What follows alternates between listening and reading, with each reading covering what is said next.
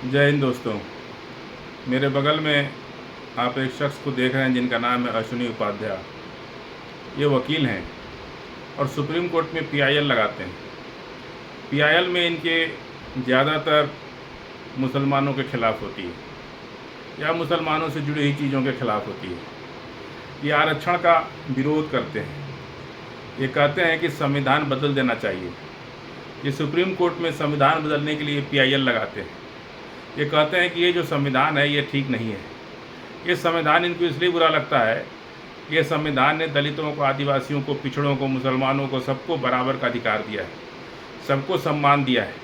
ये बात इनको अच्छी नहीं लगती है। ये कहते हैं, बार बार ये पीआईएल लगाते हैं और कहते हैं इनको बहुत तकलीफ़ है। बांग्लादेशी घुसपैठियों की बात करते हैं, रोहिंग्यों की बात करते हैं, लेकिन तमिलनाडु में जो श्रीलंका से तमिल आकर के 2 करोड़ लोग तमिल आके रह रहे हैं, या श्रीलंकाई नागरिक जो भारत में अवैध घुसपैठिए के तौर पर तमिलनाडु में 2 करोड़ लोग रह रहे हैं, उस पर ये कभी बात नहीं करते हैं।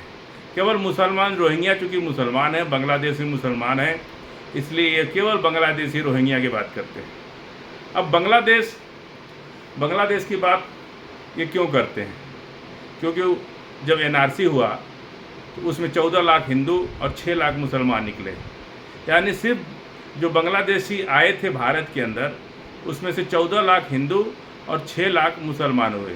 तब से उसमें भी 3 लाख के करीब लोगों की पिटीशन पेंडिंग है कोर्ट के अंदर, तो वो 3 लाख भी बच जाएंगे। तब से इन लोगों का मुंह बंद है। और 1971 में ये बांग्लादेशी घुसपैठिए का क्या मतलब है? 1971 में जब इंदिरा गांधी ने पाकिस्तान के 2 टुकड़े करके बांग्लादेश को अलग कर दिया, जनरल नियाजी की 1 लाख सेना का आत्मसमर्पण करवा दिया। ऐसी बहादुर लेडी, बहादुर औरत, बहादुर प्रधानमंत्री, जिसकी पूरी दुनिया ने, खुद अटल बिहारी वाजपेयी ने कहा था कि ये तो दुर्गा है।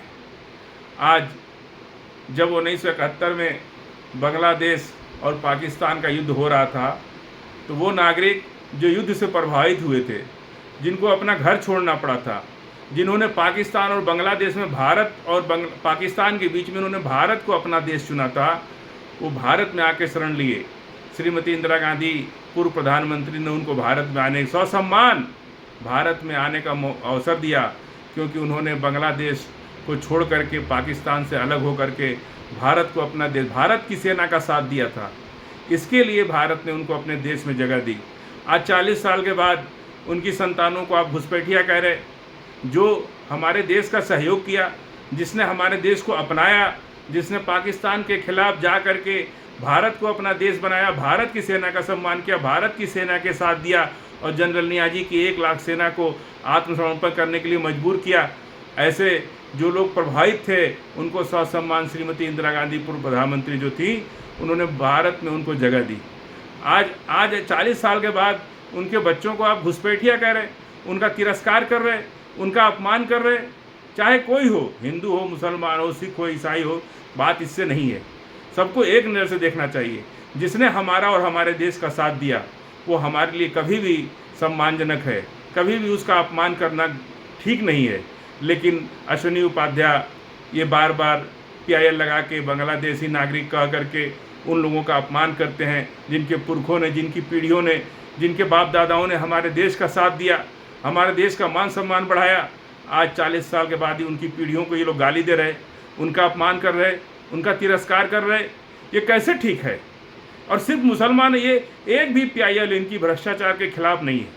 किस तरह से नेताओं का करप्शन, अधिकारियों अफसरों का करप्शन, किस तरह देश में करप्शन है, कभी इन्होंने करप्शन पर कोई पीआईएल नहीं लगाई।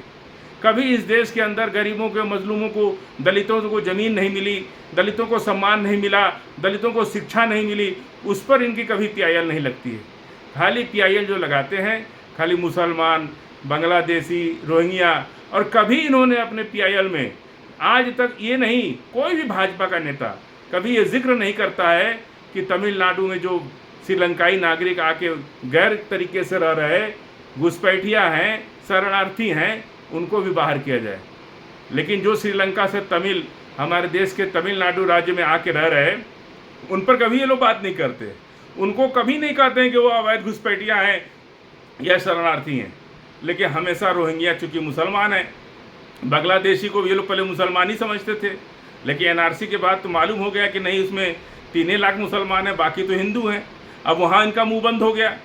और आज जब सिंदूर ऑपरेशन पहलगाम हमले के समय जब एक सीए एनआरसी पर जब हम लोग बात करते थे कि किसी के माथे पर नहीं लिखा है, एक पाकिस्तानी, हिंदू पाकिस्तानी भारत में सीए के तहत नागरिकता लिया और आ करके आज वो पाकिस्तान के लिए जासूसी करते पकड़ा गया है। कहाँ बोलेंगे ये लोग? इनका मुंह नहीं। ये केवल मुसलमान मुसलमान करने से आप क्या देश को मजबूत कर रहे हैं? आप बहुत अच्छे बन जा रहे हो। इस देश का दलित, पिछड़ा, आदिवासी, मुसलमान, सबका आप तिरस्कार कर रहे हैं। जिस दिन सब एक हो गए तब क्या होगा तुम्हारा, अश्विनी उपाध्याय जी? तब क्या होगा बताइए? आज जो 85 करोड़ देश की जनता को अपमान आप कर रहे हैं, उनको लिंचिंग कर रहे हैं, कभी गाय के नाम पर, कभी कुछ के नाम पर, वो जब इकट्ठा होकर के क्या इस देश के प्रधानमंत्री नहीं बन जाएंगे? तब क्या होगा आपका? तब सरकार हमारी हो जाएगी, तब क्या होगा आपका? ये नफरत, ये तिरस्कार, ये अपमान ज़्यादा दिन चलेगा नहीं। अश्विनी उपाध्याय, कभी करप्शन पे भी एक PIL फाइल करिए, कभी नेताओं के करप्शन पे जो बड़ी बड़ी कोठियों में रह रहे कब्जा करके, कभी उन पर भी एक PIL फाइल कीजिए। लेकिन अश्विनी उपाध्याय, कभी आप उनके खिलाफ नहीं बोलते हैं। विधायक और सांसद लोग किस तरह से विकास के पैसे का बंदर बांट करके पूरा तहस नहस किए हुए हैं, देश की सारी समस्या का जड़ बने हुए हैं, उन पर कभी PIL नहीं डालते। मिनिस्टर के पास इतना पैसा कहाँ से आ गया, सांसद के पास इतना पैसा कहाँ से आ गया, विधायक के पास इतना पैसा कहाँ से आ गया, कभी उस पर PIL नहीं डालते। ये क्या डालते हैं? बांग्लादेशी रोहिंग्या, मुसलमानों का जनगणना, अजान बंद करो, नमाज बंद करो, गाय बंद करो और कुर्बानी बंद करो, इन्हीं सब चीज़ों पे ये घिरे रहते हैं। अश्विनी उपाध्याय, आप साधारण व्यक्ति नहीं हैं। आपने बार काउंसिल में शपथ ली है भारत के संविधान के प्रति अक्षुण्ण रहने की। आपने संविधान की शपथ ली है। अपनी बार काउंसिल की सदस्यता लेते समय आपने जात, धर्म, मजहब का भेद न करने की कसम खाई है। आप तो गद्दारी कर रहे हो देश से, आप तो संविधान से गद्दारी कर रहे हो। आपने तो कसम खाई थी कि हम जात, धर्म, मजहब, हम आपको अपना वकील कैसे बना सकते हैं। जब आप इतनी नफरत हमसे रखेंगे तो आप तो जानबूझ के हमारा केस हार जाएंगे। इसलिए अश्विनी उपाध्याय जी, मैं नम्र निवेदन के साथ आपको कहता हूँ, ये नफरत छोड़िए। देश हमारा जैसे था, जो 1947 में जब हम मिल के अंग्रेज़ों को भगाए थे, ऐसा न हो कि पूरा देश का दलित, आदिवासी, OBC, SC, ST, मुसलमान मिल करके आप जैसे नफरती चिंटुओं को भगाना पड़े। जय हिंद।